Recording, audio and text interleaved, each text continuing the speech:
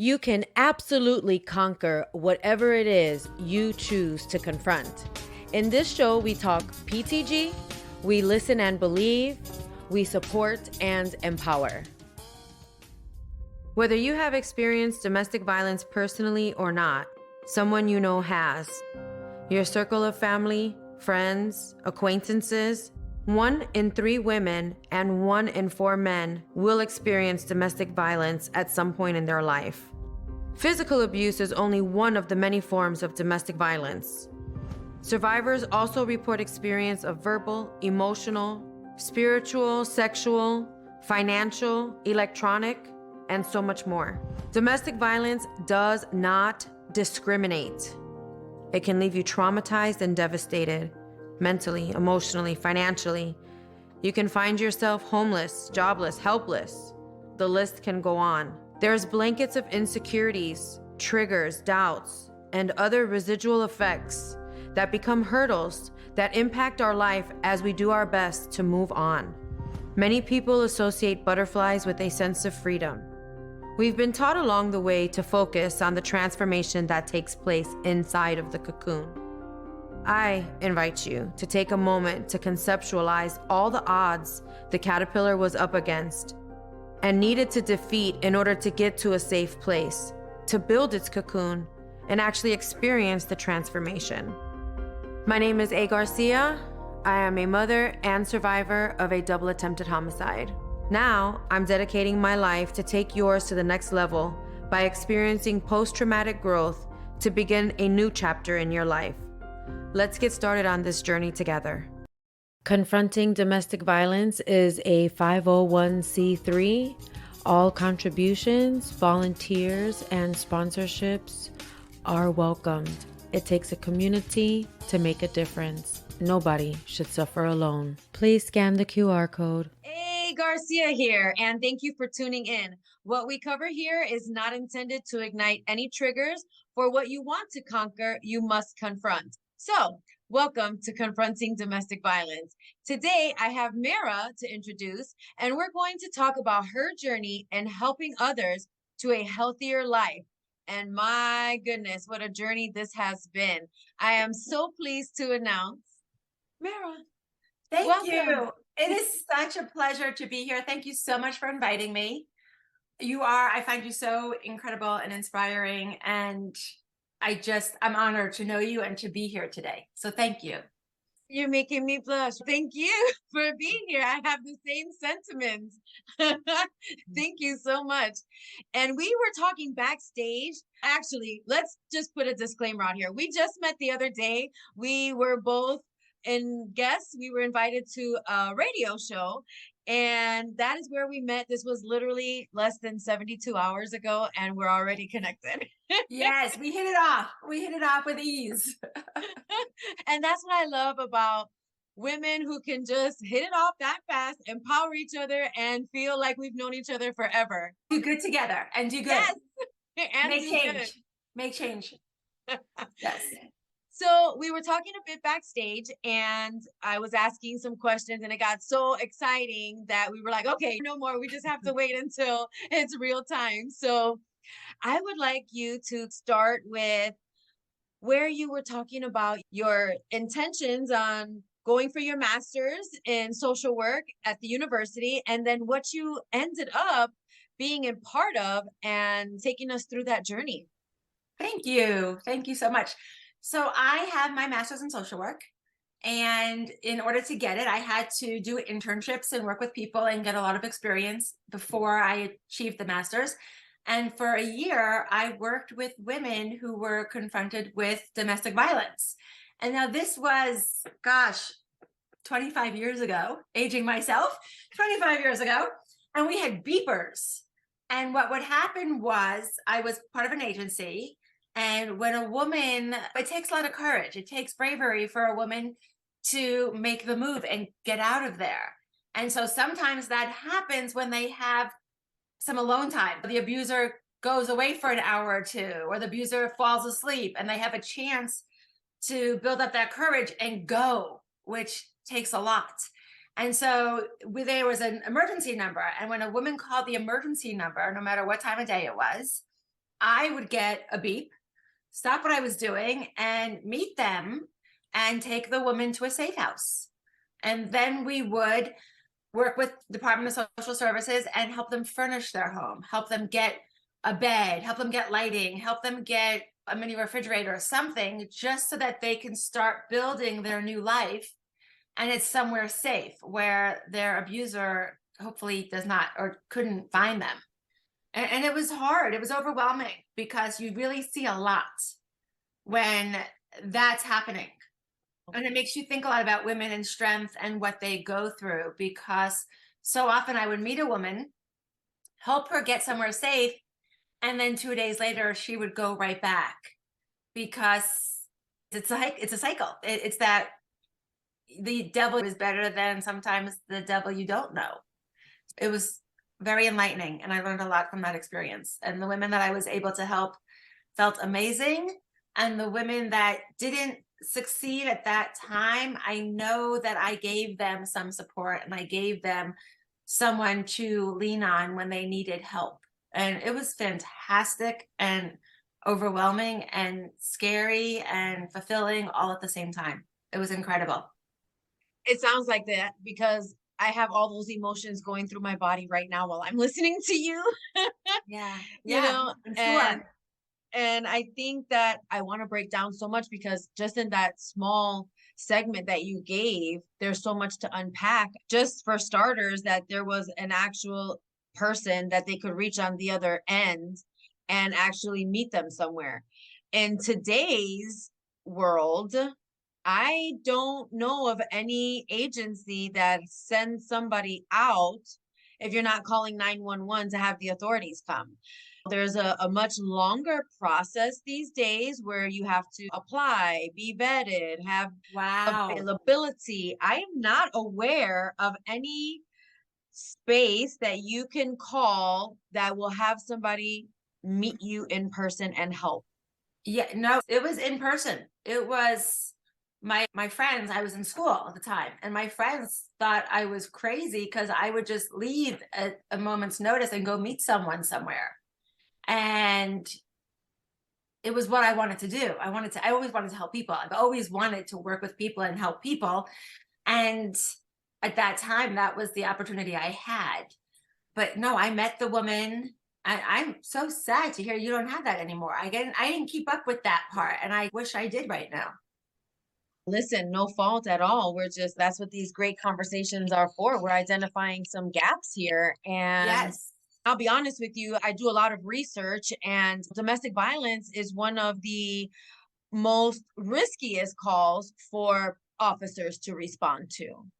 And I personally have my own story of domestic violence, and you do get strength out of nowhere when your emotions are involved. And you never know what somebody's willing to do for the love or hate that they have towards somebody else. I just recently saw a clip in Florida, or no, excuse me, Los Angeles, where a husband who was served divorce papers, he drove a cement truck for a living and rammed it into the house where the lady was sleeping, knowing his wife was sleeping in that room, and he's ramming his truck into the house. It was all over the news. You never know. So 20 years ago, I'm so happy to hear that they actually had people that were willing to go and help. And I'm understanding why your friends are saying, like, oh my gosh, you're putting yourself at so much risk, because now you're like basically getting in the way of what somebody else is feeling for the other individual, whether it's, an extreme love or an extreme hate or an extreme control. Yes. I was too young and naive to realize that at that point. I wasn't thinking what the repercussions could be, but at the time it didn't matter, right? That person needed help right then and there. Yeah. And I had the agency to give me the supplies and the support to help them get where they needed to be. We weren't always successful, but when we were, it was amazing. And when you're saying successful, you can only help. It's like leading the horse to the water. You can take them and show them where and what is available. But as it relates to successful, I mean, that once you're given tools, it's you using them for yourself. Absolutely. Absolutely. You can only do what you can do. Yeah. Oh, yeah. So It was amazing. It was an amazing experience.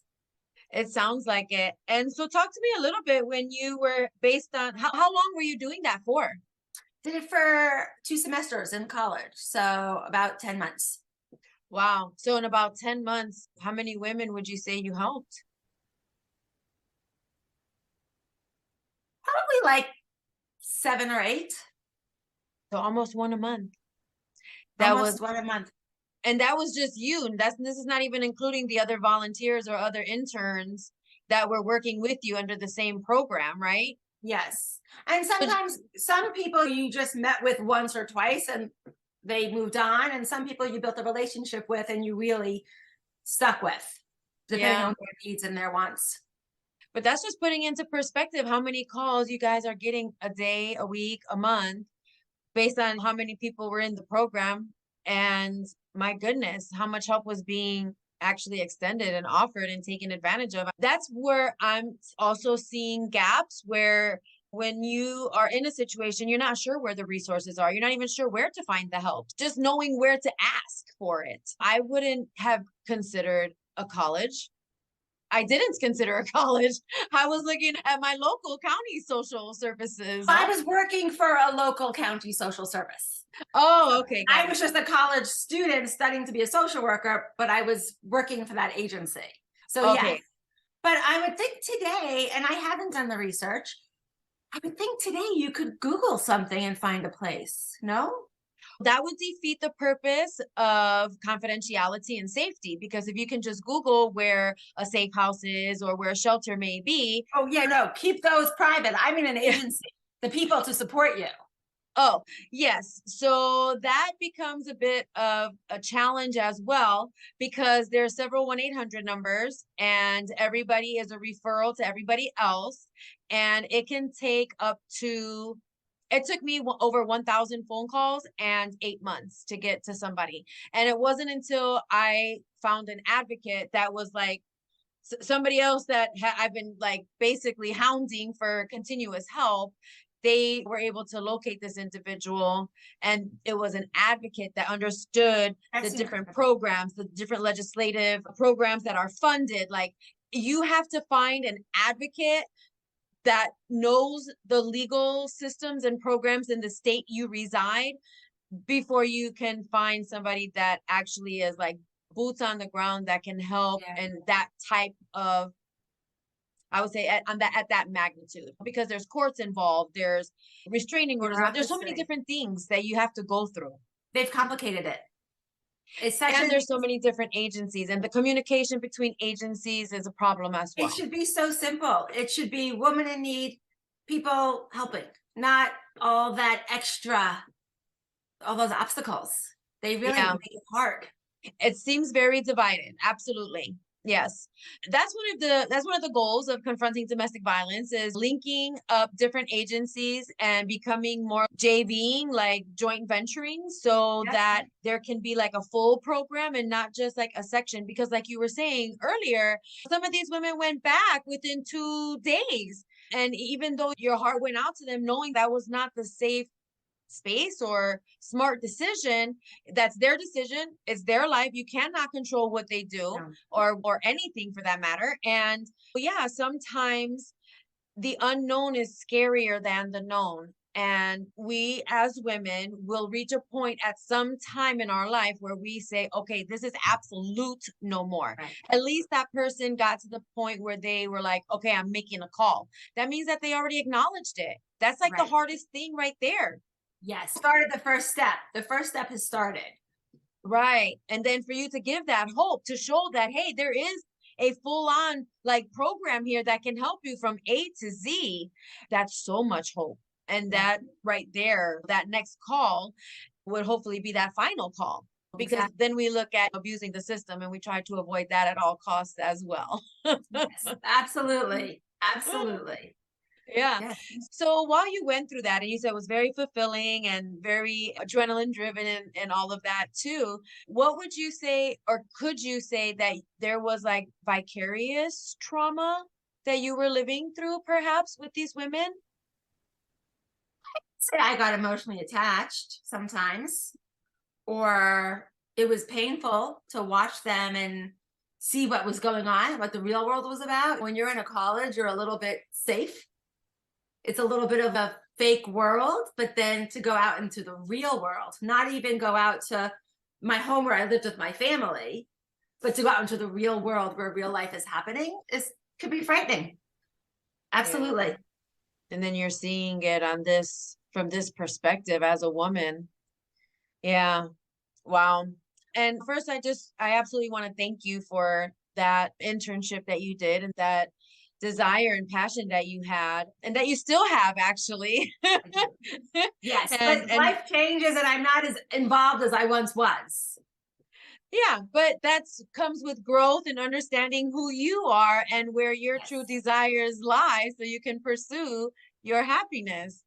absolutely. And I think that's where I want to lead into. Usually I ask for a wounds to wisdom statement towards the end, but since we're not going to go my traditional route, I'm going to ask you your wounds to wisdom statement now so we can lead into what you're doing today for other women. So I love to help women. I always knew I was going to be helping people. That was always my goal. And so I needed to find the right vehicle to do that. And lo and behold, I'm an extrovert. I love sales and I love changing. I'm on a mission, a few missions.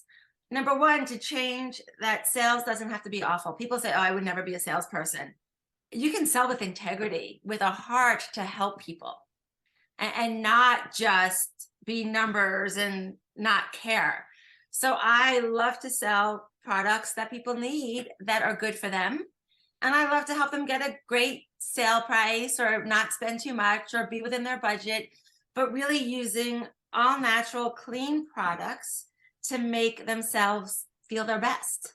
And so I found a product line that I could represent, but even more to my heart, even more on my heartstrings is I have the ability to mentor women who need to make some extra money right now, and they can do what I do. So if someone is comfortable on social media, I can mentor someone on how to use social media and how to be a really caring, heartfelt salesperson and share products that are going to better people and earn some extra money. And we get paid twice a day. So I could help someone who needs money right now for diapers or right now for gas for their car. I could help them get that independence if they need that or they're desiring that. I can mentor them to do that and help them immediately, which to me is very exciting because we live in a time where even going back to the wounds and the abuse where women can't leave where they are because they can't even afford it. So just knowing if they're able to start their own little business on their own in their environment, if that's possible, I could help them get some money to help them get where they need to go. I need to wrap this up in a bow real quick because I'm seeing such a beautiful package right here. So although 20 years ago, there was a number to call and people to show up to physically help. And today there may not be. There is a 1-800-799-7233 phone number that can be called. That's 1-800-799-SAFE. And that's a phone number that can be called for help. It's a national phone number. They can give you help and resources and assistance based on your location.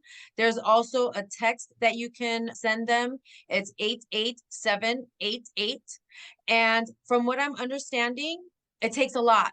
What I know, it takes a lot in order to recognize that you're in a situation and to have the courage to get up and go. And Confronting Domestic Violence is a nonprofit 501c3. If you have a safe place to go, but not the means to get there, that's where we come in and help. What I am hearing today from Mara is that she has an absolute methodology that can help you start earning money right away. So finances cannot or should not or will not be the factor that stops you or prevents you from getting to a place that you know you and your kids deserve for safety and peace. Yes, absolutely. But I do need to give a little disclaimer because I Please don't do. like to be unrealistic. It depends on how much effort and how much work you can do. It's not Absolutely. magic. You have to be driven and motivated and follow the steps that I'm happy to mentor you in and do the work. So yes, whether you want to make thousands of dollars and go somewhere new, I can mentor you. And if you do the work, it can happen. If you want to make money for diapers, I can mentor you and you can make that happen. And it's a very small investment for someone to own their own business. So it really is incredible.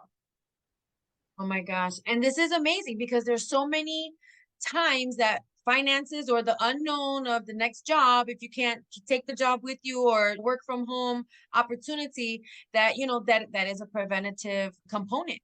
Even more than you can even imagine, because it's all done through social media. You can go anywhere. Yes.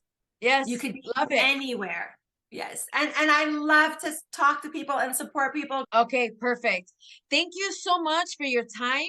Thank you so much for what you have done and what you are doing and where you are leading others. Seriously, this is the happy neighborhood.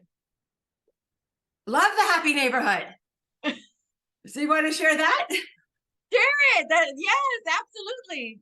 So I love networking. I love meeting people so that I can help people. People need to have networks to get things done, right? You need to have your people to get you where you need to go.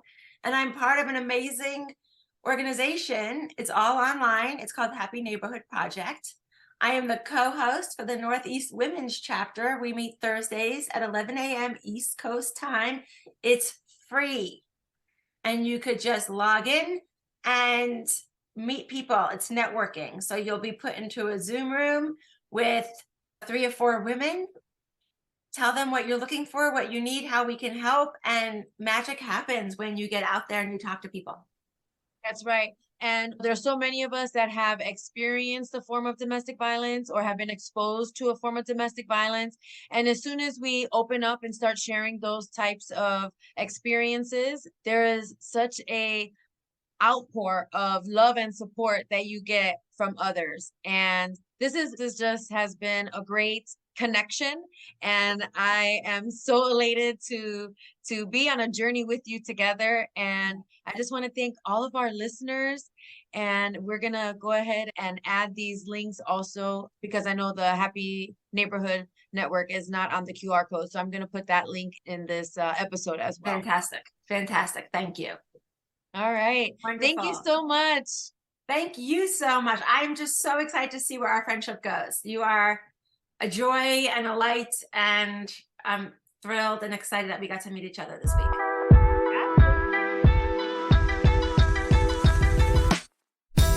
Confronting Domestic Violence is a 501c3. All contributions, volunteers, and sponsorships are welcomed. It takes a community to make a difference. Nobody should suffer alone. Please scan the QR code.